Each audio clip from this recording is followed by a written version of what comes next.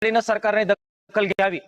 त्यांनी आज किसान सभेच्या वतीनं राज्यातील 23 जिल्ह्यांमध्ये शेतकरी श्रमिकांची प्रचंड मोठाली आंदोलनं करण्यात आलेली आहेत। नियमित कर्जदार ज्यांना केवळ 50,000वर त्यांची बोलवणूक करण्यात आलेली आहे, आम्ही नियमित कर्ज भरलं म्हणजे पाप केलं का, चूक केली का, आम्हाला का शिक्षा करतायत, असा आवाज राज्यभर किसान सभेच्या वतीनं आज उठवण्यात आलेला आहे। त्याच्या जोडीलाच पीक विम्याचे जे ट्रिगर काढून टाकलेले आहेत तो मुद्दा उठवण्यात आलेला आहे।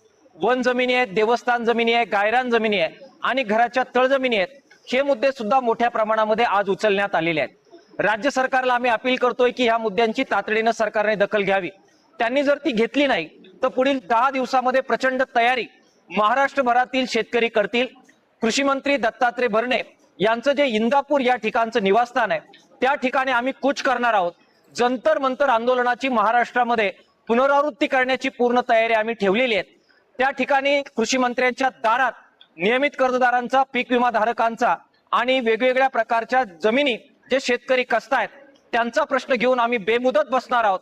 जोपर्यंत प्रश्न सुटत नाही तोपर्यंत हजारो शेतकरी दत्तात्रय भरणे यांच्या दारात बसून आंदोलन करणार आहेत। महामुक्काम आंदोलन आम्ही करणार आहोत। सरकारने ती वेळ आमच्यावर येऊ देऊ नये।